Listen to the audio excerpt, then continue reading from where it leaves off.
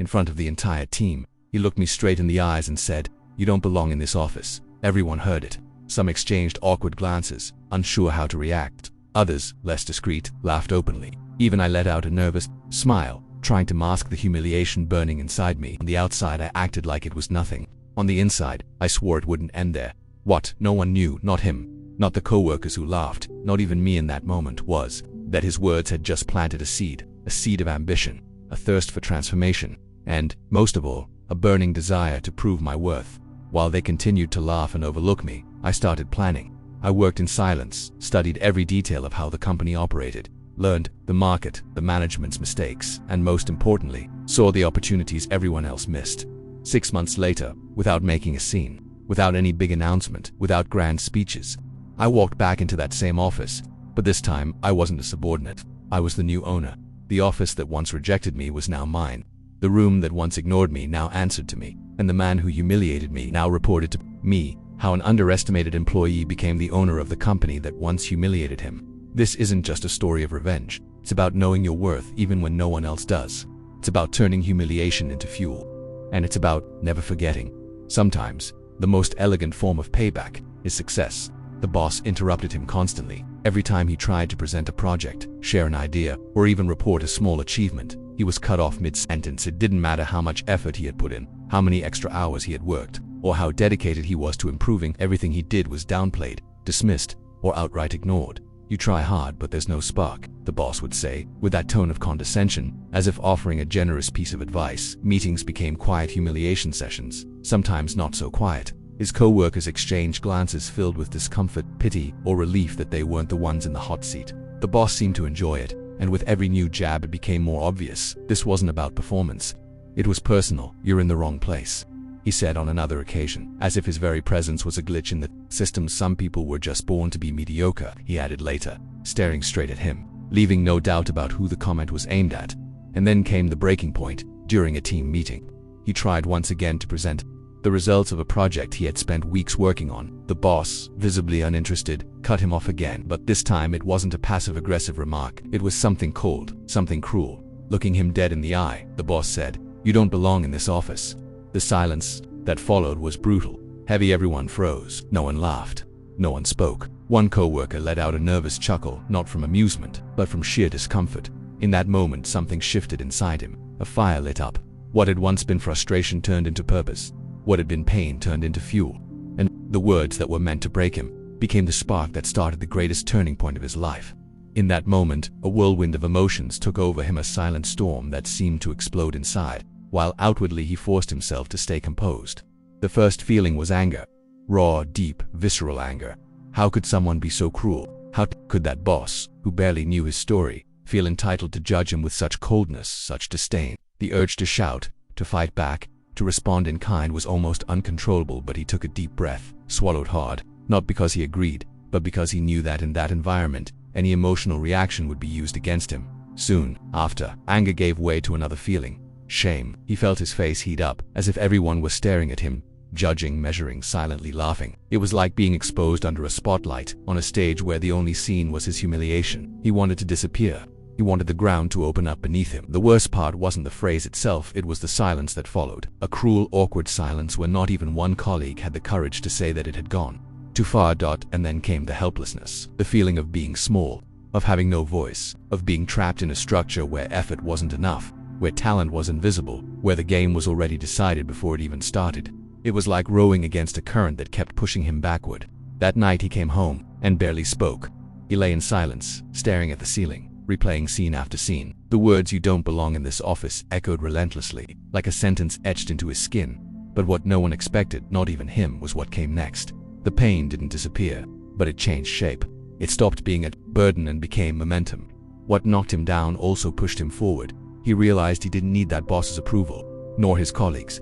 He only needed to believe in himself and take control of his own story. That's when everything started to change. He began studying obsessively.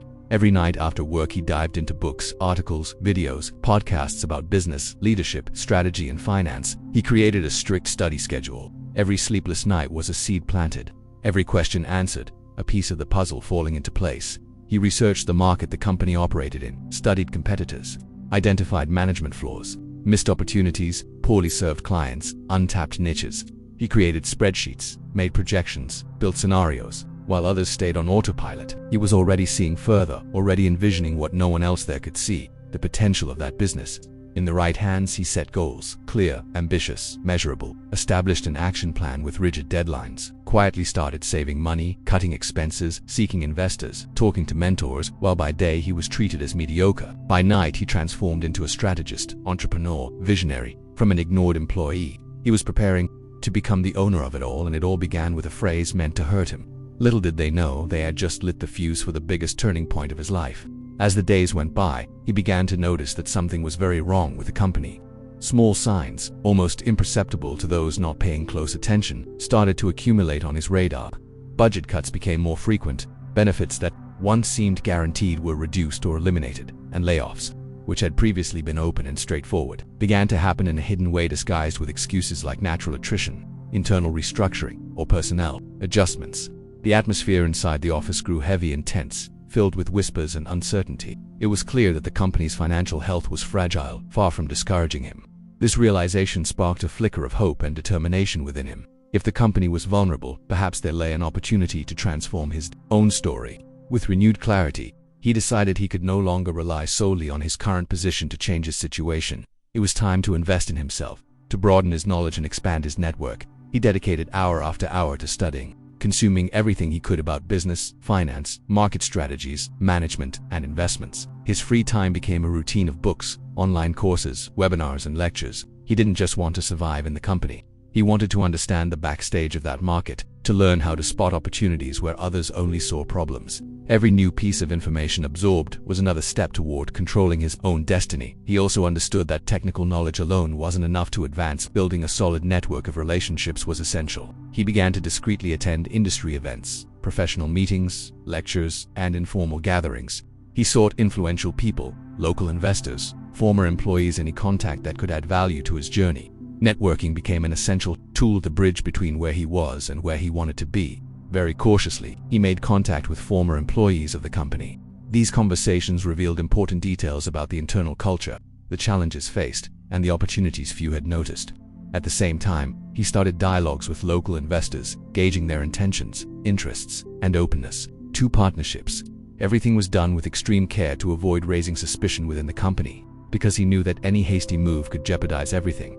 It was in this context that a mentor entered his life, an experienced investor with keen insight and a willingness to believe in his potential. This mentor not only offered strategic guidance but also became an anchor of confidence, a support that helped him stay focused and determined. The conversations with the mentor were decisive, bringing valuable insights and broadening his vision of what was possible to achieve. With the security of this support and the knowledge he had accumulated, a bold idea began to take shape in his mind: to make a silent acquisition proposal, a discreet outside purchase to avoid any turmoil. In the already fragile environment, he knew this was the best way to act, becoming the owner of the company quietly, using strategy and patience as his main weapons. Meanwhile, all this was happening behind the scenes as he continued his daily routine at the company. He was still the ignored, despised, and humiliated employee by those who couldn't see his true value.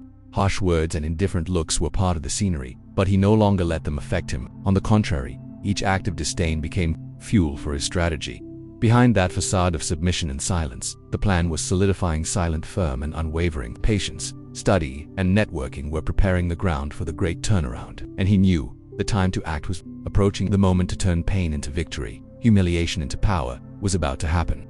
After months of intense preparation, strategic planning, and silent negotiations, the decisive moment finally arrived. He and the mentor who had stood by his side every step of the way formalized a concrete proposal to acquire the company. The offer was crafted with extreme care, considering not only the financial value but also the future of the organization and its employees. Every detail of the proposal was designed to ensure a smooth transition and the company's recovery. During this delicate time, the company, visibly weakened by financial troubles and poor management, was at a critical point. The old partners, concerned about the direction the business was heading and seeking a way to avoid greater losses, were open to negotiation. To them, this proposal represented a real chance for restructuring and survival, something no other offer on the market seemed willing to provide. There was, therefore, a genuine interest in handing control over 2 capable hands that could revitalize the company. As negotiations progressed, the boss, who until then had spared no words to humiliate and underestimate him daily remained. Completely unaware of the true identity of the silent investor behind the consortium, he continued to treat the employee with arrogance and contempt, not even suspecting that the very man he despised was about to turn the game around completely to the point of becoming the owner of that very office. Finally, the day of the contract signing arrived. In a formal and tense meeting, with everyone involved gathered around the table, the papers were signed, officially transferring control of the company. The atmosphere was heavy, eyes attentive, and silence prevailed as he reached for the pen to sign. It was then, at the moment the act was completed, that he decided to reveal the truth before everyone. He was the new owner of the company. The boss, caught completely off guard, was speechless. Shock was written all over his face. Words vanished from his mouth, and for several seconds it seemed he was lost, unable to process what he had just heard. The employee who had been humiliated for so long now held the highest power over that place, the authority and control the boss had never imagined losing. With a steady gaze full of determination and a voice leaving no doubt, he said, "Now, I belong to this office, and you don't." Those words were not just a decisive blow, but also the definitive closure of a cycle of humiliation and underestimation. It was irrefutable proof that, no matter how difficult the path, persistence, intelligence and patience could completely transform someone's destiny. The atmosphere changed in that instant. The dynamic of that toxic relationship was reversed. He, who had once been the target of disdain, was now the one setting the rules. The boss, who once held the power to diminish his presence, now found himself excluded from the very space he had once belittled.